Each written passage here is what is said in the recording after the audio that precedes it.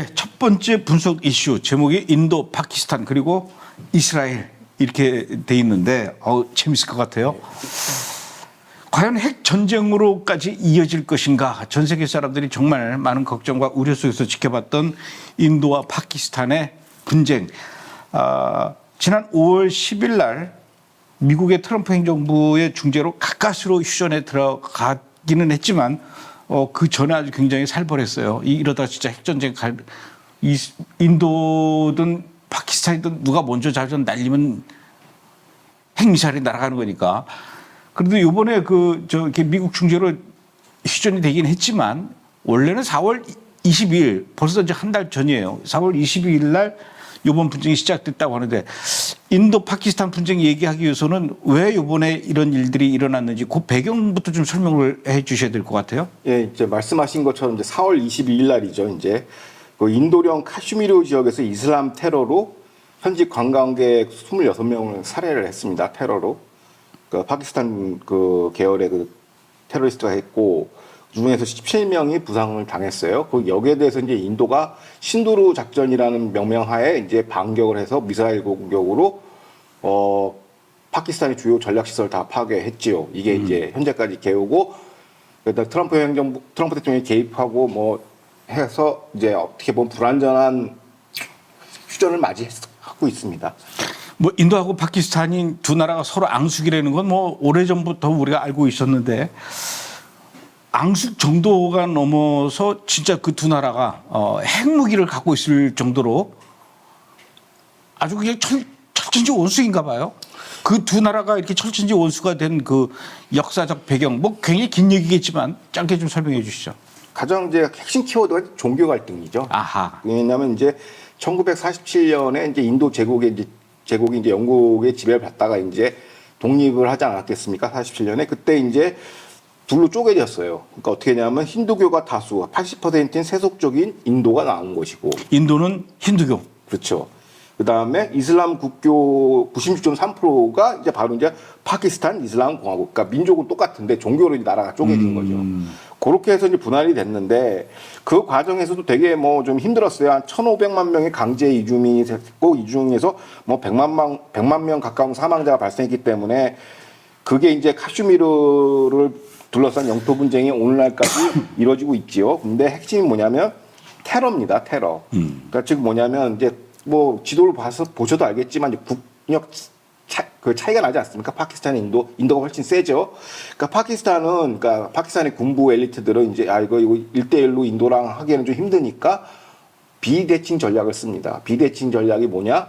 자생적 테러 세력을 육성을 해요. 지하드 세력을. 대표적으로 뭐 엘리티라는 세력과 자이시 모하메드라는 친파키스탄 성향의 이제 지하드 단체를 이제 암묵적으로 지원을 하는 거죠. 육성을 한 겁니다. 사실상. 이걸로 이제 어떻게 보면 인도를 괴롭히고 테러로서 이제 견제하는 거 했는데 그 대표적인 테러 사례가 2008년에 인도 문바이 테러 사태. 이때 160명 이상의 인도에서 그 사망자가 발생했고요. 그다음에 2019년도 카시미르에서 이제 자살폭탄 테러로 이제 어떻게 보면 이제 인도 병력들이 40명이 이제 산화를 하게 됐죠. 그래서 이제 어떻게 보면 이런 테러 역사 속에서도 이제 2003년에 이제 얼기설기로 휴전 협정을 이어오다가 요번에 빵 터진 겁니다.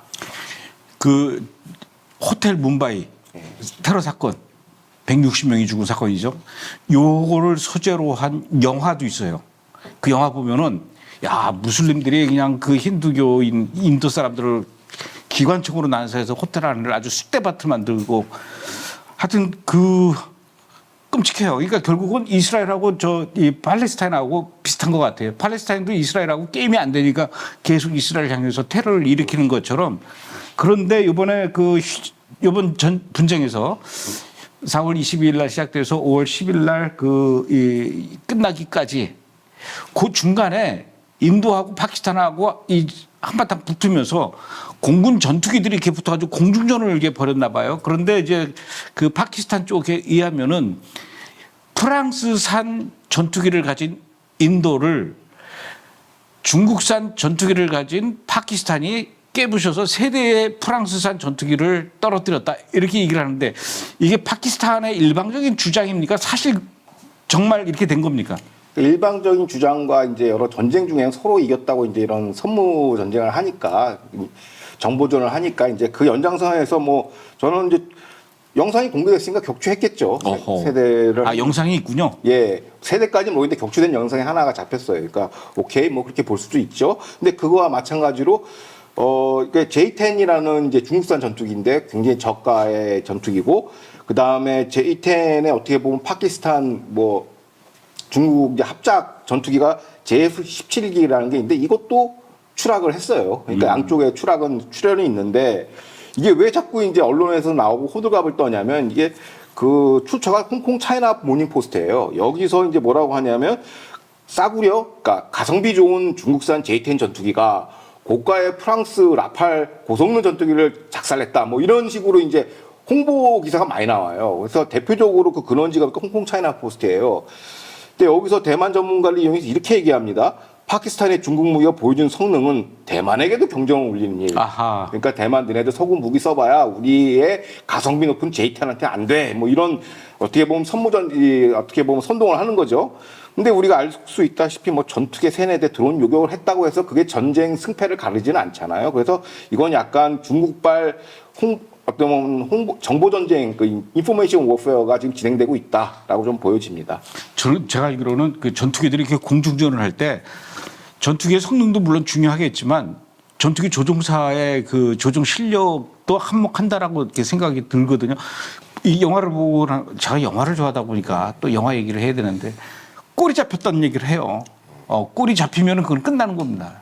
근데 아마 내가 보기에는 인도의 전투기 조종사가 파키스탄 전투기 조종사한테 꼬리가 잡힌 게 아닐까. 성능도 성능이지만 그런 생각이 드는데 결국은 어쨌든 5월 10일 날 이제 그 휴전을 했는데 그 한 달 동안에 그 전쟁, 한 달이 아니라 20일 정도 되나요? 그 20일 동안에 그 전쟁, 충돌 끝에 승자는 누굽니까? 인도입니까? 파키스탄입니까? 결론부터 얘기할게요. 인도입니다. 아하, 이런. 인도인데 제가 왜 이런 뉴스가 하도 많아서 저는 이제 국내 뉴스만 보다 보니까 처음에는 또 이거 맞아 하면서 제가 이제 자주 찾는 그 모던 워 인스티튜트라고 해서 이제 미 육군 사관학교에서 운영하는 싱크탱크가 있습니다. 그러니까 여기가 어떻게 보면 가장 객관적인 전황 분석을 해요. 러우 전쟁도 그렇고 그다음에 가자 전쟁도 그렇고 가장 정확한 데이터만 추출하는데 여기서 나온 얘기가 저는 이제 가장 신뢰가 높은 자료를 지금 이제 소개시켜 드리는데 여기의 결론은 인도 완승입니다. 자, 그러면 자, 사진 한번 보여 주십시오. 저 보시면 저기 이제 빨간색 점들이 있어요. 저게 이제 파키스탄 테러 병창 기지고 그다음에 저기 파키스탄 국경 안에 있는 저 노란색 점들이 있죠. 저게 이제 공군기지 11곳입니다. 파키스탄 공군기지 11곳. 그러니까 총 9개 테러 병창 기지 내려주세요. 총 9개의 테러 병창 기지를 완파했고 인도 공군이 그다음에 저 노란색 점으로 된 공군기지 11곳을 파괴했어요.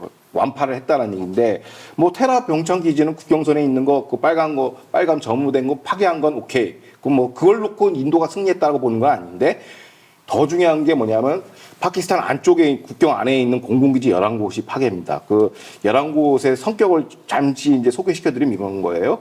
대표적으로 누르칸 차클라라 공군기지가 있어요. 여기가 뭐냐면 이제 보면 파키스탄의 공군 사령부예요. 지휘부에 해당되는데 여기를 먼저 때려가지고 거의 참수작전 시킨 것이죠. 그게 있고 그 다음에 라피키 공군기지와 시알코트 공군기지가 있는데 이게 어떻게 보면 파키스탄의 주력 공군기지예요. 근데 여기 활주로를 다 파괴시켜버렸어요. 인도 공군이. 그리고 여기서 재미난 게 뭐냐면 또 춘이안 공군기지가 있는데 여기도 인도 공군이 가서 격파를 시켰죠. 이게 뭐냐? 조기 공중 통제 레이더, 어떻게 보면 파키스탄의 눈과 더듬이 역할을 하는 레이더 기지, 이것들을 개전 초기부터 파괴시킨 거예요. 그래서 어떻게 보면 장님으로 만들어가지고 요걸로 해서 이제 그 이란의 공군력, 그 뭐 드론 전력, 전투기 등등이 들어가가지고 방어와 공격을 동시에 수행한 거죠. 그래서 자기 집 들어다니는 것처럼 그냥 저 인도 공군이 파키스탄을 휘젓고 다닌 거예요. 왜요? 이 공군기지를 먼저 때렸기 때문에 개전 초기부터. 그리고 또 여기서 중요한 화려한 동전이 뭐냐? 그 재밌는 11개 핵심 공군기지 중에서 사르고다 공군기지가 있어요. 여기가 뭐 하는 데냐면 앞서서 얘기했듯이 우리 핵전쟁을 우려했지 않습니까? 이게 파키스탄 핵 전력의 어떻게 보면 메카예요. 무슨 얘기냐면 핵 공격을 하려면 공군 이 비행 플랫폼에다 얹혀가지고 이렇게 공격을 해야 되지 않습니까? 무기와 그 투발 수단 비행 플랫폼을 개발하고 훈련하는 어떻게 보면 파키스탄 정예 탑건들이 있는 그 공군 기지가 바로 사르고도 공군 기지인데 이거를 인도가 가서 격파를 시켜버린 겁니다. 사실상 핵전쟁은 없어요. 왜? 부셔버렸기 때문에. 그러니까 핵시설을 부신 게 아니라 핵 투발수단을 부셔버린 거죠. 그렇기 때문에 이게 어떻게 보면 이번 그 신두르 작전의 최고의 성과라 볼 수 있는데 여기서 끝나지 않습니다. 마지막으로 스카두 공군기지가 있어요. 이게 이제 북쪽 에록시 통제선 위에 있어요. 히말라야 산맥 근처에. 여기가 어떤 기지냐면 중공 파키스탄의 공동으로 운영하는 기지예요. 그러니까 단순히 파키스탄 주적 종교적 활동을 한 게 아니라 또 인도의 또 경쟁 세력이 중국 아닙니까? 그러니까 중공이 이제 파키스탄을 지원하기 때문에 이 세력을 한꺼번에 견제해서 이 공동 그 병참 통신 기지를 파괴시켜 버린 거예요. 누가? 인도 공군이 들어가서. 거기에 해서 이런 전략적 목표를 보면은 결국 이건 승리의 성적표다. 인도 공군에라는 게 전문가들의 분석입니다. 인도가 승리했는데 조기자가 굉장히 신난 것 같아요. 그렇죠. 왜냐하면 테러 세력이고 또 친중 세력이기 때문에. 파키스탄이. 그렇죠. 그래서 요번에 아까 다시 한번 반복되지만 이게 글로벌 전략적 승리인 게 뭐냐면 자유주의의 주적인 중국을 격파했다라는 거죠. 오호. 중국이랑 파키스탄이랑 이제 인도를 견제하려는데 인도가 글로벌 사우스 자유진영을 대표해서 작사를 내버린 거기 때문에 굉장히 기분이 좋죠. 그렇습니까? 예. 참나 별일이네. 근데 저는 그 사실은 한 가지 첨부시키려면 다음 질문 하기 전에. 근데 이렇게 여러 곳을 파괴했는데 이제 기껏 이제 파키스탄의 성적표는 프랑스 라팔 전투기 세대 끝 이겁니다. 그러니까 누가 봐도 답은 정해져 있다. 정답은 승리. 어쨌든 신났어요. 예. 근데 저는 사실은 요번에 미국이 이렇게 빨리 끼어들어 가지고 5월 10일 날 이 휴전이 안 됐으면은 걱정했던 것이 이렇게 인도가 일방적으로 파키스탄을 막 두들겨 부시면은 쥐도 이 막다른 골목에 몰리게 되면은 고양이한테 덤빈다 그러지 않습니까? 그런 것처럼 이 파키스탄이 막판에 이렇게 두들겨 맞으면 나 어쩔 수 없어 하면서 핵 버튼을 누를 줄 알았는데 그 전에 이미 이 핵 시설을 무력화시켰군요, 인도가. 투발수단 공군기지. 그렇구나. 자, 이쯤에서 우리가 또 이 송환해야 되는 게 이 이스라엘 투데이의 전문 자문위원이자 개건 교수이죠. 비공식. 시가지 전문가, 전투 전문가 존 스펜서 미국 교수인데 이 존 스펜서 미국 교수는 이번 인도 파키스탄 전쟁에 대해서 어떻게 평가하고 있습니까? 그러니까 한마디로 딱 정리를 해주더라고요. 이제 인도의 자체 통합 방위 사업의 승리이고 중국 방위 사업의 완벽한 패배라고 하고 있어요. 그러니까 이제 이거는 뭐 J10이 성공했다가 아니라 이제 이건 완벽하게 이제 인도의 승리라고 규정을 하고 있습니다. 자, 이제 그 두 번째 사진 보시면 알겠지만은 왼쪽이 인도, 이제 오른쪽 파키스탄인데 이제 인도는 그동안 러시아, 프랑스, 이스라엘 그리고 미국산 첨단 무기 체제를 저렇게 수입해서 썼어요. 근데 파키스탄은 81%가 중국산을 써요. 둘 다 수입해서 쓰는데 여기서 차이가 뭐냐? 내려주시기 감사하겠습니다. 그러면 이제 모디 총리가 이제 집권 이후에 어떤 일이 발생했냐면 10년 동안 인도도 자주국방을 선언합니다. 그래서 자주국방 산업 규모를 150억 달러로 확증했고요. 2024년 기준. 그러니까 한 10년 전에 비해서 그 당시 자주국방률이 32%였는데 지금은 88%가 끌어올렸어요. 이게 왜 중요하냐면 아까 그 그림에서 설명해 드린 것처럼 그런 러시아, 프랑스, 이스라엘제 다양한 플랫폼을 갖다 썼지만 그거를 자주국방화한 거예요. 하나의 통합된 네트워크로 연결을 시켜놨어요.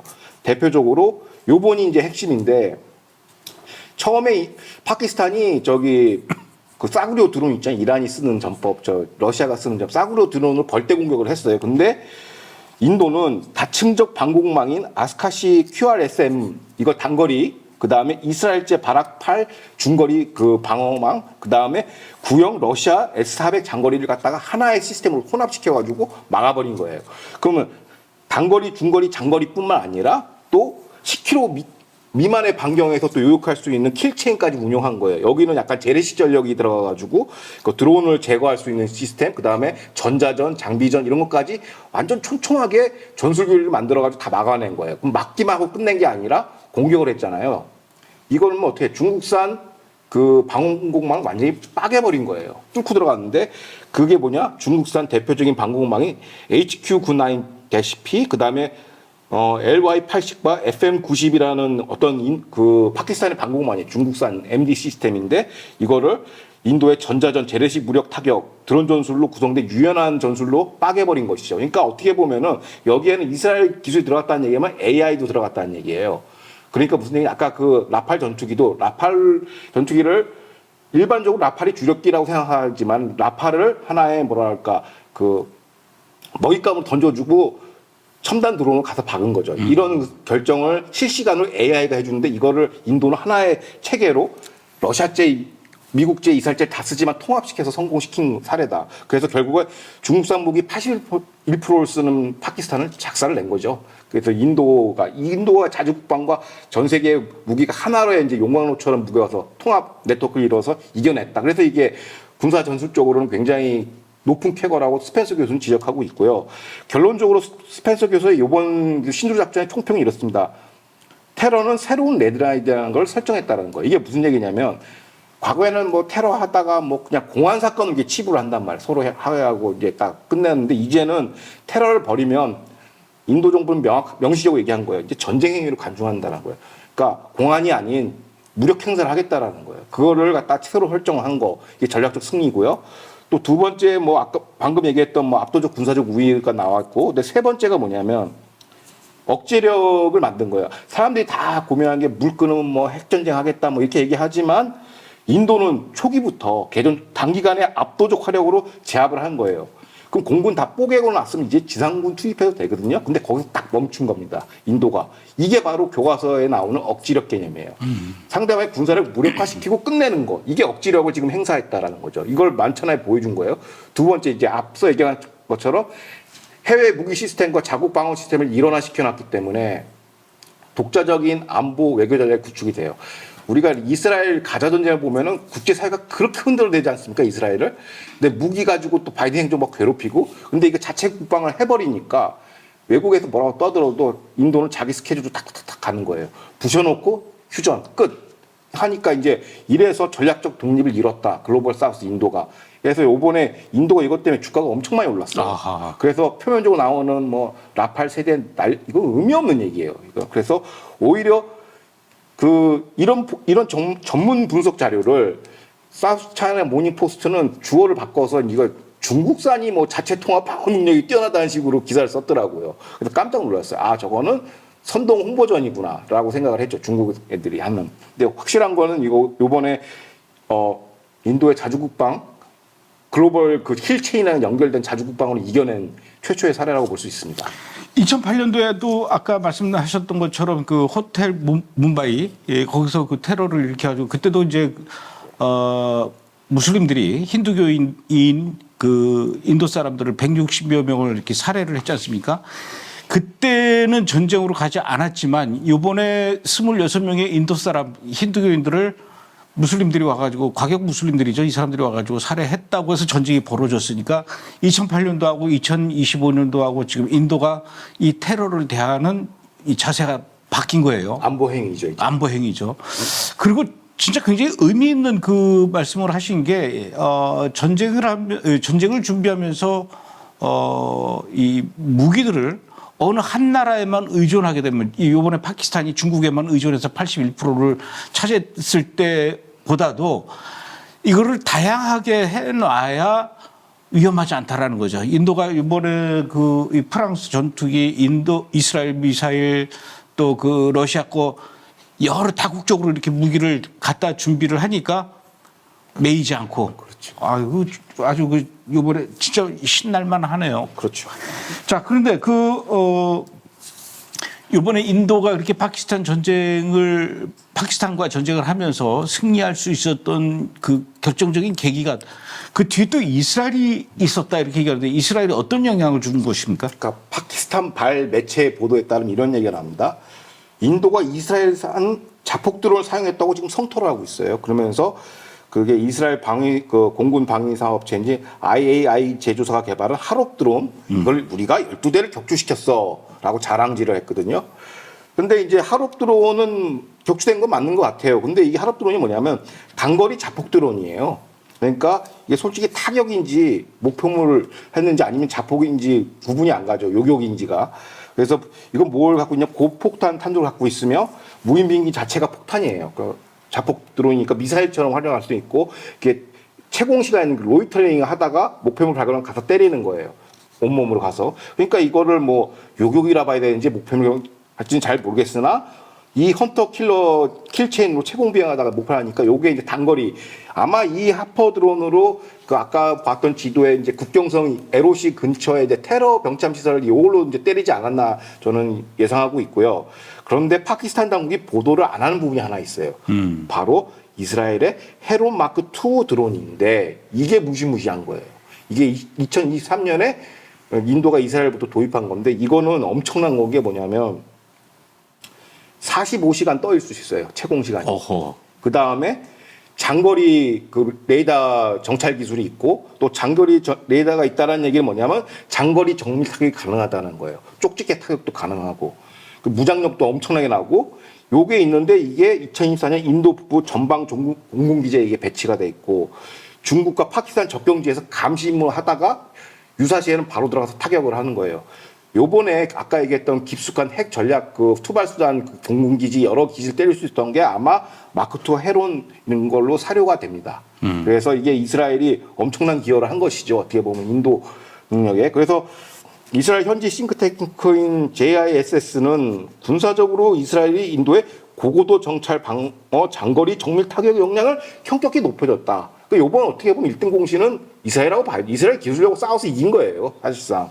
그러니까 어떻게 보면 이런 기여한 면도 있고 이스라엘이 대놓고 인도를 지지하지 않지만 무기를 판매하면서 어떻게 보면 글로벌 이제 지정학 게임을 벌이고 있는 건데 양국 인도하고 이스라엘은 앞서 감독님이 말씀하셨지만 이슬람 극렬 테러라는 공통의 적이 있어요. 그 다음에 또 글로벌 주적이라는 중국의 공통의 적이 있기 때문에 어떻게 보면 진짜 하늘이 매겨준 패턴이에요.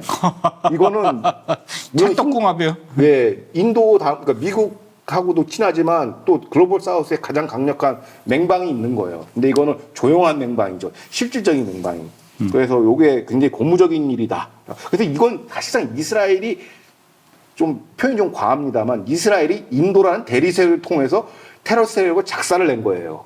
표현하기에 따라 다르지만 국가적 사이즈는 다르지만 그렇기 때문에 이거는 어떻게 보면 이스라엘 승리로도 간주할 수 있다라고 보시면 됩니다. 그런 측면에서 본다면 그 늘 우리도 그 북한의 공격 위협에 놓여 있는 한국의 입장에서도 방어 능력 뭐 이런 거를 그 강화시키려면은 이스라엘의 무기를 많이 도입하는 것을 좀 적극적으로 좀 생각을 해봐야 되는데 부분적으로 이렇게 박혀 있나 봐요. 왜냐면 이게 되게 촘촘하게 해야 되는데 뭐 어떤 기종은 이스라엘 거 쓰고 뭐 등등 이렇게 그러니까 믹스를 잘 하고 있다라고 저는 알고 있습니다. 벌써 많이 하고 있다는 얘기죠. 예.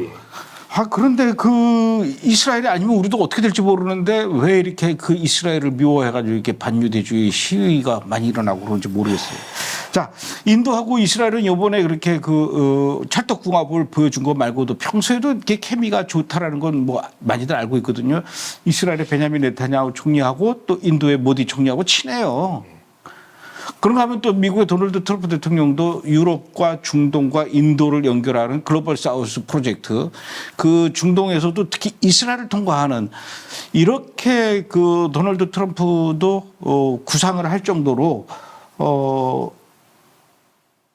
이스라엘과 중동 그러니까 이스라엘과 인도 원래 이렇게 케미가 좋지 않았습니까? 그렇죠. 이제 그러니까 앞서까지 설명한 거는 이제 전술적, 이제 국지전적 상황을 이제 군사적으로 제가 설명해 드린 거고, 정말 중요한 거는 뭐냐면 글로벌 관점에서 이게 어떤 의미가 있냐라는 거죠. 그러니까 감독님이 말씀하신 것처럼 트럼프 대통령이 만든 이제 어떻게 보면 자유진영의 그 경제 회랑 프로젝트, 유럽과 중동 지중해, 그 다음에 글로벌 사우스인 인도를 연결하는 이 경제 그 회랑 프로젝트가 있는데, 여기서 두 거점 국가가 바로 인도하고 이스라엘이죠. 근데 여기서는 이게 왜 중요하냐면 이거하고 경쟁하는 그 물동량 노선이 있어요. 경제 회랑 프로젝트. 그게 바로 중국의 1대1로입니다. 중국의 1대1로의 핵심 거점 국가가 어디냐면 파키스탄이에요. 그래서 요번 신주루 작전의 본질은 뭐냐면 이 두 트럼프 자유주장의 그 경제 회랑과 중국 1대1로의 어떻게 보면 경쟁이었어요. 그런데 이번 신두르 작전은 이쪽 핵심 걱정권 이스라엘의 기술이 가미된 인도가 파키스탄을 작살냈으므로 노선 경쟁에서 이긴 겁니다. 이게 또 우위에 있다. 무슨 얘기냐? 글로벌 사우스의 경제 권역의 안정성을 확보하는 거예요. 이 라인이 경제 물동량 있으면 안전해야 되거든. 1번이. 근데 이게 요번에 인도의 그 군사 팽창으로 알 수 있는 거는 이 글로벌 이 무역 루트는 안전하다는 걸 입증을 한 거예요. 이스라엘의 그 국방 과학 능력과 이제 인도의 그 절치부심 그 전술 독트린이 합해가지고 파키스탄 중국의 핵심 1대1로 거점을 부셔버린 거나 다름없어요. 상징적으로. 사실상 그래서 요걸로 보면은 이제 유럽, 중동, 인도를 엮는 경제 화랑 판정승이에요. 1대1을 누르는 케이스예요. 그런 글로벌적 의미가 있고 뿐만 아니라 이제 이스라엘과 인도는 요번에 이제 얘기 나왔던가 이제 인도가 이제 협박을 하지 않았습니까? 저기 파키스탄한테 물 끊어버리겠다. 인디스강 물 맞아요. 끊어버리겠다. 예, 그게 예. 그럼 핵전쟁 할 거야. 막 이러다가 근데 그 폭탄만 주고받았는데 인도도 약간 물 부족인데 이거를 어떻게 해소했냐? 또 이스라엘이랑 해소한다. 담수화 사업 전 세계 1등 이스라엘하고 사막화 방지해서 물 부족을 해결하고 있어요.